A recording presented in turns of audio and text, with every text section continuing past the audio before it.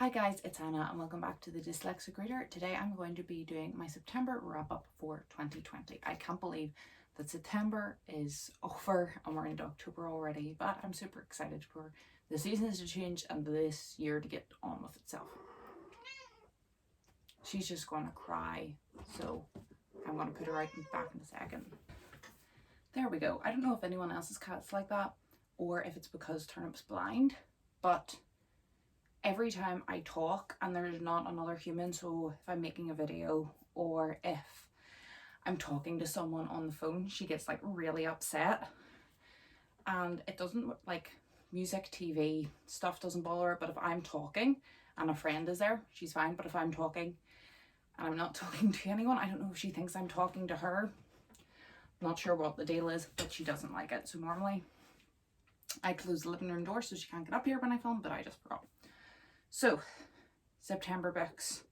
Let me get you some stats on my laptop here. I read 8 books in total and a combined 2,975 pages, which is, I guess, about my average. My reading this year, I suppose because everything that's been going on has been like terrific some months and then absolute bottom some other months. I need to change that in that was owned. So I read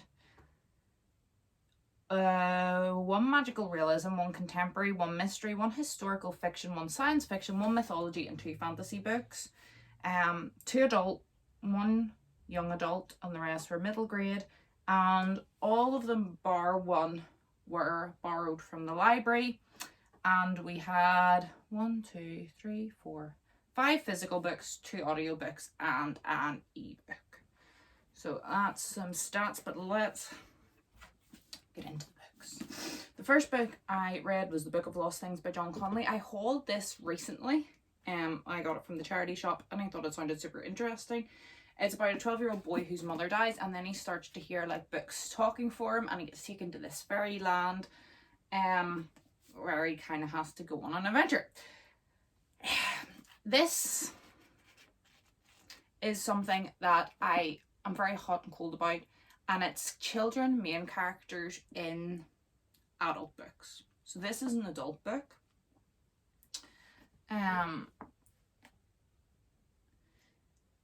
like the idea. I like that the age of the main character doesn't necessarily have to be your age or the age of the intended audience. A book that done it brilliantly, for example, I can't put my hands to it, The Book Thief. A brilliant example of an adult novel and talking through really hard things through a child's point of view. But this, in the way that it is presented with the blurb, I suppose you would know, I kind of knew by looking at like the text format and layout that it wasn't a children's book. But a parent could pick this up, read the back, and think that it was appropriate, and it's really not. There's a lot of sexual references. There's a lot of violence in this book. It's in a fairy tale land, but all the fairy tales are kind of twisted, and some of them are really like gruesome, bizarre, and sexual. And I don't know, like you wouldn't get that from reading the back of the book. It's all about 12-year-old boy mourns the loss of his mother. He's angry in his loans, but his books are the company. The books begin to whisper them, and he takes them away to a land of fairy tales. It doesn't seem okay, it maybe seems more adult in difficulty if you look on the inside, but the back does not present in any way that there would be any inappropriate material in here. So that kind of derailed me a little bit.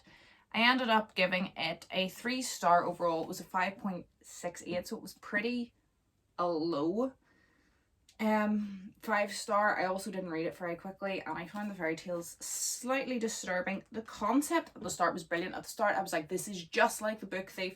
I really enjoyed it. The wee boy was sad, he was lonely, he'd lost his mother. His dad was kind of starting to move on with his life, but he felt like he was left behind because he didn't want to move on. And then he finds these books and they start to whisper him, and they take him to a psychologist, and this is all very early on, so I'm not really spoiling it.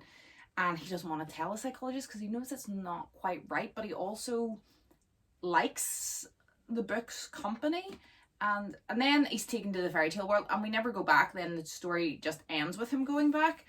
So you never, I would really loved it if there had been a couple of instances where he had like went to the fairy tale maybe in his dreams and woke up and didn't know if it was a dream or not, and there was this whole book thing going on, and then he went to the fairy tale land for the adventure. I thought that the premise was good. There was aspects that I liked. As I said, there was quite good messages. It was set in like a World War II setting, but that was in no way really part of the storyline. It was just part of the setting. But yeah, it ended up getting a low 3 stars because I thought it was weird. And let me know down below what you think of the whole children as a main character of an adult's book. I like the concept as reading an adult's book. I like younger characters, but this one particularly could be misleading and a child could end up with this, which, should we have warnings like on the book, like middle grade, young adult fiction, like a wee stamp that goes on the back? I'm not sure. Let me know what you think about this one. Okay, the next few were all library books. If you watched my last vlog where I went back to the library for the first time since quarantine has been lifted, I got quite a few books. I'm thinking of going back soon. The situation here is not good. Another lockdown is maybe a possibility. So the last time that we went into lockdown back in March, I went to the library before lockdown, didn't know what was coming, and only got 1 book out, and then was kicking myself, and it wasn't even a good book when I got around to it. So I think I might go back. I have another 2 books from the library to read. I'm going to put those high on the list. I'm going to get those done, and then I'm going to go back to the library and get another stack, like a good, like another 5 or 7 books that'll do me for a while if the library does have to close again. I'm also considering doing weekly reading vlogs for October. So if that's something you would like, let me know down below, and maybe that'll even be in the next video that you see after this one, and I'll include like my little trips to the library and stuff in that when I get around to it. But the first one that I read was Head Kid by David Bedell. I said that when I was reading it, the synopsis in the library vlog, it looked like the naughtiest kid in the school swapped bodies Freaky Friday style with like the head boy, and then was like in charge, but they actually swapped bodies with the principal, the head teacher, I guess. So yeah, it was just like a really fun Freaky Friday-esque, as I said, tale. There was nothing really. I think kids books, I always look for a message, but this was super fun. There wasn't really much of a message.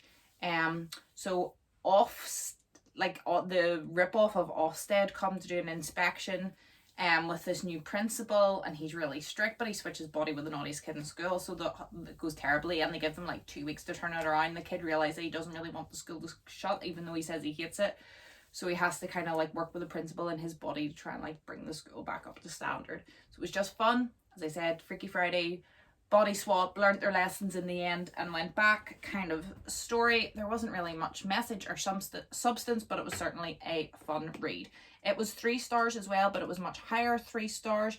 So this one was 3 stars, but it worked out at 5.8, and this one was like 6.5, so it was a lot higher, but still 3 stars.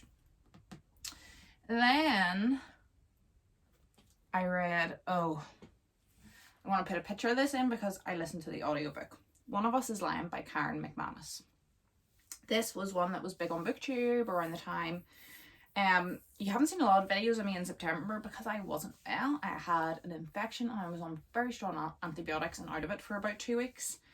And I thought when I was lying in bed, I couldn't even focus to like pick up a physical book and read. I thought I'll go on and download an audiobook to listen to. And I was, I guess, in the mood for like a little mystery. So I seen this one flying about for a while and I thought, yeah, I'll try it. It's also like a young adult, so it'll probably be like quite fast paced, and like if I doze off or whatever, you know, it's not going to be as intense as maybe an adult. So it was so bad. It was so bad. It was so, well, one, nobody could see the twist coming because it completely denied the premise of the book. The premise of the book was interesting. So One of Us is Lying. You had 4 narrators. One of them had to be the murderer, and you didn't know who it was. It was narrated by all 4 of them. So one of the narrators was lying. One of Us is lying, and you didn't know which one was the unreliable narrator. Really good concept. The execution was bad. The characters were so cliche. There was no real like development, and I'm gonna put my hand up. I'm gonna have spoilers, so if you don't want to be spoiled for this book, wait until skip or mute until I put my hand down. But I don't recommend this book anyway, so maybe you won't mind being spoiled. I'll give you a second to mute. It turns out it wasn't a murder, it was a suicide. So none of them were lying. All the narrators were reliable. They were all telling the truth. The whole point, one of us is lying. Nobody was lying. There was one of them, they all had like rumors spread about them, and one of the guys was like, that rumor isn't true about me, and he was like a big buff jock, and I was like, oh, I bet he's probably gay. That's his actual like secret. And turns out it was. So that was really cliche and trashy, especially for a book written so recently. When was it written? Like 2017? No, that was trashy. So I didn't really like this at all. Okay, so you're back. So I ended up giving One of Us is Lying 2 stars. Concept, really interesting. Execution in terms of the mystery and the characters, trash. Okay. Moving on. Then I read The Great Sea Dragon, another library acquisition. And this was, I guess, a historical fiction about a boy whose mother is sick, father has lost his job, and he has to go to work on like a dig for fossils, and he discovers a creature. I thought it was really good. I thought the kind of time setting was quite like atmospheric, and like you really got sucked into the time. Like it was quite believable. Not that I know exactly what whatever year this is meant to be set in was like. Not 1860. I have no idea what 1860 was like, but it felt like you were in the time period. I'm not sure how scientifically sound the way that they were talking about the fossils were, but again, it sounded plausible. Nothing was like out of the blue. And also there was a nice little family story, and there was a couple of wee twists and turns in the book. So overall, I really liked it. This got a 3-star as well, and it was about the same as Head Kid, like a good high 3-star. Why did I actually mark it down? What got low? Nothing really got low. It was just kind of middle the whole way through. I'm sorry, this glare is really bad. Then I read a comic volume. It was Showdown on Smuggler's Moon. It was a little Star Wars comic volume. This is the 2nd volume, but really if you know the characters and the kind of idea, these are just like fun to jump into and out of. You don't really have to follow the story too much. The artwork was really cool and enjoyable. This was, again, when I was sick, it was really fun just to like pick this up and it like put an evening in. And the artwork was super cool, and I ended up giving this quite a high 4-star. Really enjoyed it. Not much more to say other than that. Then I read The Girl Who Speaks Bear by Sophie Anderson. This is her newest book. I believe it only came out maybe tail end of last year. Yeah, 2019. And this is the girl who wrote The House with the Chicken Legs, which I had seen at the library. It was sitting beside this, but for some reason I picked this up. I am going to, when I go back to the library, if it's still there, pick it up, because I really enjoyed the atmosphere and the writing style of this. It's about a girl who, her adopted mother just finds her like in a bear cave when she's about 2 and adopts her, but she always has this kind of yearning pull to the forest, and she wants to go back to the forest and really like find out where she comes from. There's also like a kind of magical realism twist to this as well, which is really fun. But a question for people who have read both books: there's really heavy reference to The House with Chicken Legs in this. Like, it is in here, the characters are in here, and they talk about the characters, who they are, why they live in this house, what they do. They talk about things that they have done in the past. And is that spoilers for the book? Is this meant to be a series? Is The House with the Chicken Legs 1 and this is 2, and I've completely wrecked it and there's no point going back and reading it? Like, has the twist been unveiled in this? Or were they just kind of like wee side stories, whatever, and it's still worth going back and reading The House with Chicken Legs? I would be interested. This was, again, a 4-star, and a pretty decent 4-star at that. That's my last physical book. I have to show you. My next one was an audiobook, my final was an ebook. So my next one was Dragon Mountain by Katie Sang. I listened to this on audiobook, and it was a middle grade fantasy. It was about these kids that go to this summer camp to improve their Mandarin, and it turns out that really they were looking for like these specific kids, and there's a dragon kind of fantasy story entwined. I gave this 2 stars. I didn't like it at all. I thought that the characters were annoying and super stereotypical. There was no enjoyment. I didn't really care what was happening in the story, and it was kind of, the writing was kind of like, and this happened, and then they went there, and then they weren't here, and then they said this, and then, like, there was no flavour to the writing style. I wasn't intrigued at all. I really didn't care what happened at the end, and I don't think there was really much originality to the story. It seemed like just wee bits were picked here and there. So unfortunately, that one wasn't for me. And then my final book that I just finished this morning was Redwall by Brian Shax. I got the whole series on ebook, so I'm going to be continuous with that. It is a fantasy series about little like medieval mice, I guess.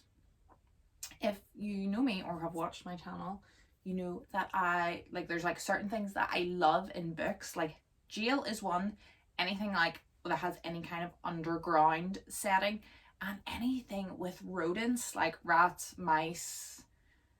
Even though I'm not really a fan of them in real life, I don't like freak out. Like I wouldn't freak out if I saw a mouse, but I wouldn't like want, like, I don't have any like attraction to them. But there's something like about like mice, especially when they're like anthropomorphic and they're walking around with like wee like hats or something. Love it, eat it up, could read about it all day. So this was like quite up my alley. I super enjoyed it. It seemed quite long to me. It seemed to go on for ages. But that was maybe me. I got a really high 4-star. I like the characters. The atmosphere was good. The reading was fine, nothing spectacular, but fine. The plot, there was some bits I would have taken out. Again, it seemed long. It seemed like there was bits, but maybe that ties into the series, so I don't want to preemptively judge that.